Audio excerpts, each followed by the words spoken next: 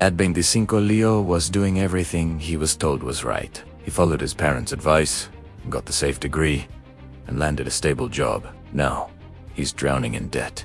His job is on the verge of being automated by AI, and he's starting to suspect the American dream might have been a lie all along. Does that sound familiar? Maybe not the exact details, but the feeling. That quiet, creeping suspicion that the playbook you were handed is completely broken. You followed the rules.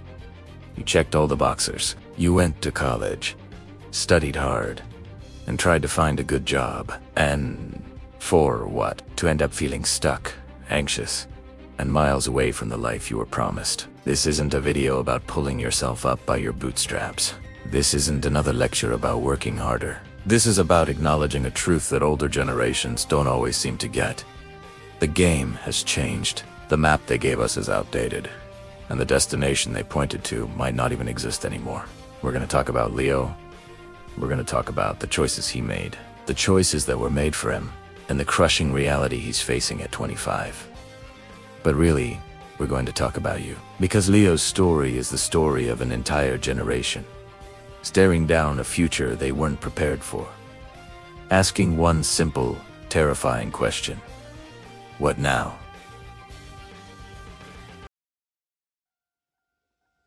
Let's start with the foundation of the old playbook, the career. This was supposed to be the central pillar of the American dream. The deal was simple. Go to school, get a degree, find a stable job, work hard, and you'll be rewarded with security, a home, and a comfortable life. For our parents and grandparents, this was a real path. For us, it's become a dangerous fantasy. Leo's parents loved him. They wanted him to be safe, so they pushed him toward a business degree from a decent state university. It's versatile, they said. You'll always find a job. They weren't being malicious. They were just operating from a rule book that was already gathering dust. Leo listened. He took out the loans, spent 4 years in lecture halls, and graduated with tens of thousands of dollars in student debt. Around the average for a bachelor's degree graduate, which is about $29,400. He landed a job as a junior marketing coordinator at a mid-sized corporation. It wasn't his passion, but it was stable. The pay was just enough to cover rent, his student loan payments, and his grocery bills. By all traditional metrics, he was a success. He was employed. He was independent. But under the surface, the cracks were already there. He was underemployed, a college graduate, doing work that felt repetitive and unfulfilling. He was one of millions. Research from the Federal Reserve Bank of New York shows that in late 2025, the underemployment rate for recent college graduates rose to 42.5%. Another report notes that even 10 years after graduation, 45% of college graduates are still in jobs that don't require their degree. The promise that a degree is a golden ticket has been severely tarnished. It started subtly. New software that could generate marketing copy. Analytics tools that could build reports in seconds. At first, it was just a tool to make his job easier. But soon, the writing was on the wall. The company announced a restructuring. His role was being streamlined. The tasks that defined his job were being automated. The IMF's managing director even described AI as a tsunami hitting the labor market, specifically noting that the jobs most likely to be affected are often the entry-level ones. This is the first big lie of the old playbook, that a safe degree guarantees a stable career. The very idea of a safe job is evaporating. The bargain used to be that college teaches you to think, and your first job teaches you to work. But those first jobs, the ones where you learn the ropes, are vanishing. They're being eaten by algorithms. Leo wasn't just losing a job. He was losing the bottom rung of the career ladder. This brings us to the second part of the career trap. The war between passion and stability. How many of us were told to be practical, to put our dreams on a shelf for something that makes money? Leo wanted to be a graphic designer. He was artistic and creative, but his parents worried. It's too competitive, they'd say. There's no money in art. So he chose business. He chose safe. He joined the legions of people who spend 80,000 hours of their lives in a career that brings them no joy, all for a promise of security that no longer exists. Think about that. 80,000 hours. It's a staggering amount of your one and only life to trade for something you don't love. Leo's misery was a quiet hum beneath his daily life. The Sunday scaries weren't just a meme. They were a weekly wave of dread. He'd sit in his cubicle, stare at spreadsheets, and feel a part of himself wither. He was doing what he was told was responsible, but it felt profoundly irresponsible to his own spirit.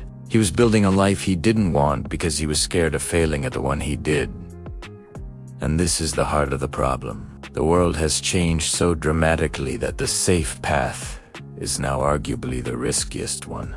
It demands a massive upfront investment in student loans, with a return that's dwindling by the day. It asks you to sacrifice your passion for a stability that AI and economic shifts are actively dismantling. Recent data from late 2025 shows just how much this anxiety is weighing on young people, with top financial stressors being the costs of day-to-day expenses, 54%, low income, 46%, and having too much debt, 35%.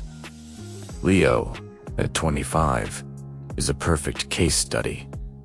He has the debt, but not the wealth, the job, but not the security. He followed the playbook to the letter, and it led him to a dead end. He is now part of a generation for whom the traditional markers of success feel impossibly out of reach. A 2025 UCLA study found that while 86% of Gen Z desire the American dream, 60% believe it is unattainable for them. They see the mountain of obstacle student debt, a shaky job market, and runaway housing costs, and they know the path their parents took is closed. Reconsidering your career isn't about impulsively quitting your job to become a travel blogger. It's about looking at this broken playbook with clear eyes and asking if the sacrifices it demands are still worth the rewards it promises. It's about questioning the very definition of a good job. Is it a title, a salary, or is it something else? For many young people, financial success is being redefined as having flexible work and time freedom. It's a radical shift, and it starts by admitting that the ladder we were told to climb is leaning against the wrong wall. The old playbook didn't just dictate our professional lives, it laid out a very specific map for our personal lives. The script was just as clear: find a partner, get married by a certain age, buy a house, and start a family. Deviating from this path was seen as a sign of failure. But just like the career track, this rigid relationship script is failing us. It's creating a minefield of pressure, confusion, and disconnection. Leo felt this pressure intensely. As his mid-20s rolled on, the questions from relatives started. Anyone special in your life? You're not getting any younger. It was as if being single was a problem to be solved. This pressure often leads people to rush into a long-term partnership, not out of deep compatibility, but out of a fear of being left behind. We see people settle for good enough because being alone has been so stigmatized. This often leads to a quiet compromise, a relationship that feels fine, but lacks real connection. People choose a partner because they're tired of the emotional roller coaster of modern dating, afraid of getting hurt again, or have convinced themselves that a deep, soul-level connection is just a fairy tale. Years down the line, they wake up next to a stranger, feeling emptier than they ever did alone. But today, there's a new, explosive element in this minefield: extreme political polarization. It has seeped into every corner of our lives, and the dating world is ground zero. For Gen Z, political affiliation isn't just a matter of opinion anymore. It's often a reflection of one's core values. The dating landscape can feel like a battlefield of ideologies. This isn't a niche problem. Studies reveal a staggering gender divide in political views among Gen Z, wider than in any previous generation, with young women leaning more liberal and young men trending more conservative. This creates a fundamental values gap that makes finding a partner incredibly difficult. Think about the implications. A 2025 eHarmony study found that 28% of Gen Z would turn down a date with someone who has different political views. For many, it's a non-negotiable deal breaker. How can you build a life with someone when you fundamentally disagree on issues you consider to be matters of human rights or justice? These aren't small disagreements about tax policy. They are chasms in worldview. This polarization doesn't just poison the dating pool, it strains the relationships we already have. Holidays can become tense minefields of unspoken resentment. It forces a terrible choice. Do you bite your tongue for a superficial peace? Or do you stand up for your values and risk alienating people you've known your entire life? This is a burden our parents, who often grew up in a more politically homogeneous culture, rarely had to carry. They could disagree on who to vote for and still share a holiday dinner. For many of O's, that feels like a luxury from a bygone era. Finally, the old playbook failed to teach us the most crucial skill for any successful relationship: how to build one with ourselves first. We were taught to seek a better half, implying we are incomplete on our own. We were shown a model of compatibility based on external factors, shared interests, similar backgrounds rather than internal alignment. So we repeat patterns without understanding them. We chase the thrill of lust, mistaking intensity for intimacy. We look for a partner to fix us or give us the purpose we haven't found for ourselves. Reconsidering your relationship choices doesn't mean giving up on love. It means giving up on the outdated, one-size-fits-all script. It means having the courage to be alone rather than settling for a relationship that deadens your spirit. It means figuring out your own values, political, personal, and spiritual, before trying to merge your life with someone else's. And it means recognizing that the most important relationship you will ever have is the one with yourself. A healthy partnership isn't about two halves making a whole. It's about two whole people choosing to walk their paths together. And to become whole, you first have to break free from the pressures forcing you into a shape that isn't your own. We've talked about the pressure in our careers and our relationships, and I know a lot of this is heavy. It can feel isolating to carry this weight, to feel like you're the only one who sees that the emperor has no clothes. So, if Leo's story or any of these pressures feel familiar, I want you to do something right now. Go to the comments and just type, "I feel this." That's it. No long explanation is needed unless you want to share. You're not alone in this. And seeing how many others are going through the same thing can be incredibly powerful. It's a small act of solidarity. It's a way of raising your hand and saying, "I'm here, too." Let's create a community right here, right now, of people who are ready to stop pretending the old rules still work. Go ahead. I'll wait.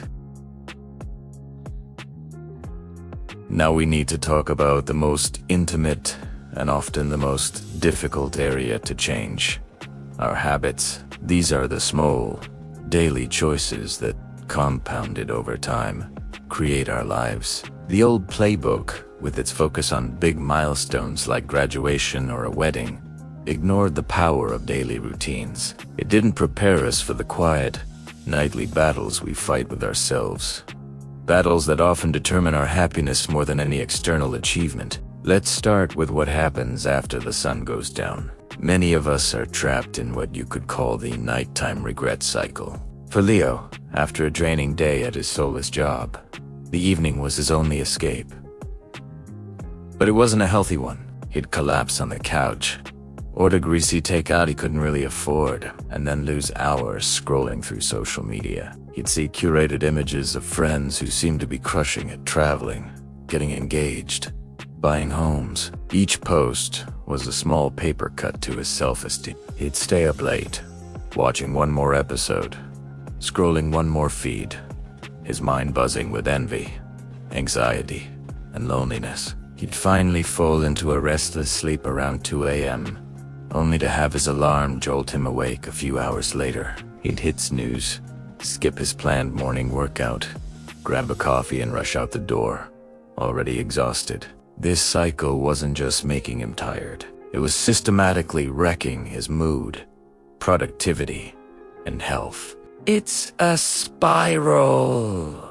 The bad day leads to bad nighttime habits, which guarantees the next day will also be a bad day. We are running on fumes, and we're the ones siphoning our own gas tanks every night. This cycle is directly connected to the second habit of self-sabotage: analysis paralysis. We live in an age of infinite choice. We can see a million different life paths modeled for us on TikTok and Instagram. There's the van life path, the crypto investor path, the digital nomad path, the homesteader path. Faced with this overwhelming menu of options, we become terrified of making the wrong choice. So, what do? Nothing. We wait. We wait for the perfect moment, the perfect plan, the perfect sign. We research and ruminate, convinced that if we just think about it a little longer, the one true, risk-free path will reveal itself. But it never does. And while we're waiting, life is passing us by. We become so focused on hypothetical future failures that we fail to take any action in the present. We let the fear of a potential bad outcome create the guaranteed bad outcome of stagnation. Leo was a master of this. He had a folder on his computer filled with online courses for graphic design. He'd spent hours watching tutorials and reading about software. He told himself he was preparing, but he rarely ever opened a blank canvas and actually created something. He was scared it wouldn't be good enough. Scared it would prove his parents right, so he stayed stuck in the comfortable discomfort of his marketing job, his passion gathering digital dust in a folder of unclicked links. This brings us to the deepest and most destructive habit: the internalized narrative of failure. This is when we stop just feeling stuck and start believing that we are stuck. We absorb the negative messages from our past and the anxieties of our present, and we weave them into our identity. We accept the labels. I'm the lazy one. I'm not smart enough. I'm not a creative person. We see the path our parents took, and even if we know it's not for us, a part of us feels like a failure for not being able to replicate it. This becomes a self-fulfilling prophecy. We sabotage opportunities because, deep down, we don't believe we deserve them. We stick with toxic partners because we believe it's the best we can get. We stop trying because what's the point if you're just going to fail anyway? This is the ultimate trap of the broken playbook. It's not just that the rules don't work, it's that when we follow them and fail, we blame ourselves instead of the rules. We internalize systemic problems, stagnant wages, the housing crisis, the AI disruption as personal flaws.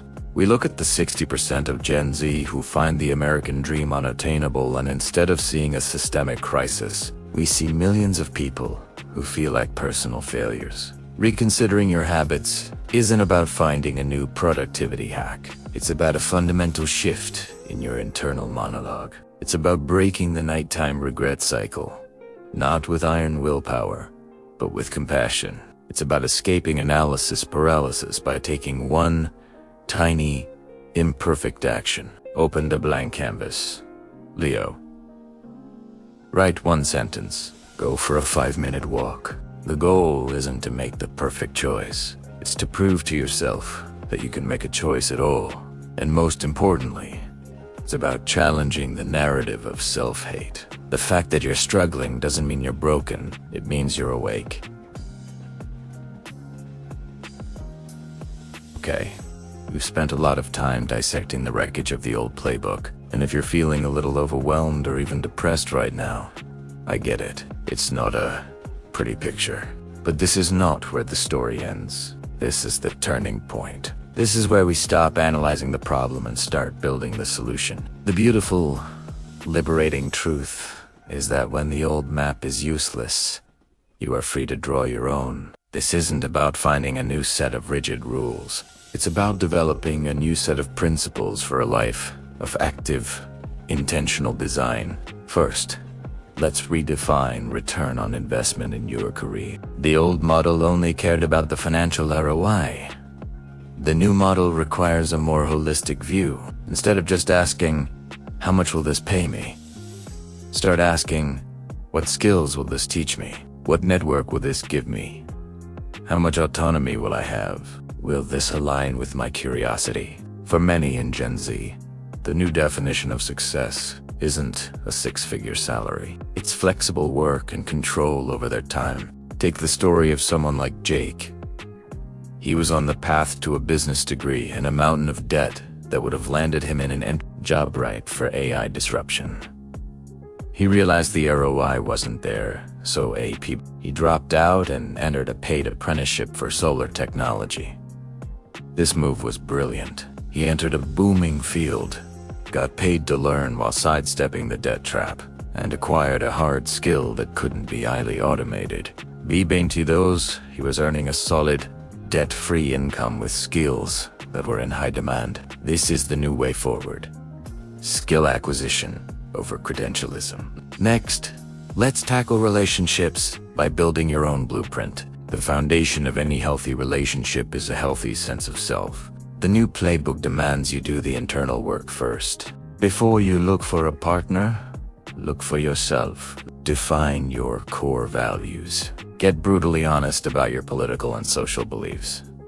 This isn't about being rigid. It's about having a non-negotiable core. A 2025 Harmony study showed for many young daters, political differences are a deal breaker. That's not a sign of intolerance. It's a sign that politics and core values are now inseparable. Once you have your own blueprint, you can look for someone whose blueprint is compatible. This means having hard conversations early. It means putting your values out there. It will absolutely scare some people away. Good. You're not trying to appeal to everyone. You're trying to find your person. This principle also extends to friendships. Audit the people you spend time with. Do they align with the person you are trying to become? The new playbook prioritizes deep, authentic connection over superficial ties. Finally, break the cycle of self-sabotage by designing your days for agency. Agency is the feeling that you are in control of your life. Start with a digital sunset. Choose a time every evening, say 9 or 10 p.m. when all screens go off. No more doom scrolling. This single act reclaims your evenings and your mornings. Use that time to read, journal, or just think. Embrace imperfect action to combat analysis paralysis. Set a timer for 15 minutes and just work on that thing you've been putting off. For Leo, that means opening a design file and just messing around. The goal isn't the outcome, it's the act of starting. It's proving to your brain that you are a person who does things, not just thinks about them. And to combat the narrative of self-hate, practice active self-compassion. When you catch yourself in a spiral of negative self-talk, pause. Ask yourself, would I say this to a friend? Of course not. You have to learn to become your own friend. This is the pivot. It's moving from life is happening to me to I am happening to my life. It's not a quick fix. It's a practice. It's the work of a lifetime, and it's the most important work you will ever do. We started with Leo, 25 years old, staring into the abyss of a future that looked nothing like the one he was promised. He followed the rules, did everything right, and ended up in a place of debt, anxiety, and quiet desperation. Leo's story is a warning.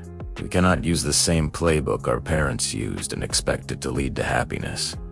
That world is gone. The career path is no longer a ladder. It's a jungle gym, requiring agility and a personal definition of success that goes beyond a paycheck. The relationship script is no longer a linear plot.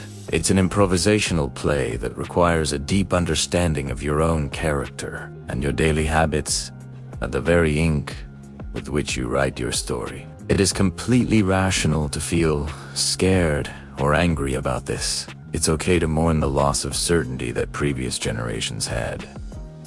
But after that, we have a choice. We can either stand paralyzed amidst the ruins of the old world, or we can see the open space for what it is. An invitation to build something new, something more authentic, more resilient, and more aligned with who we truly are. This is not a burden. It is a profound opportunity. You have permission to reconsider everything, to question the assumptions, reject the expectations, and define success on your own terms. The system may feel rigged, and the future may be unpredictable, but your choices are still yours. The choice to learn a new skill, the choice to set a boundary, the choice to take one small, imperfect step in the direction of your dreams, the choice to be kind to yourself when you stumble. These choices, compounded over time, are what build a life. Not a life that looks like some movie from the 80s, but a life that is real, messy, beautiful, and uniquely yours. The American dream you were sold may be dead, but the chance to dream a new dream, a better dream, is very much alive. Thank you for watching. If this video resonated with you, please consider sharing it and subscribe for more conversations about how to navigate this modern world. Your life is your story. It's time to pick up the pen.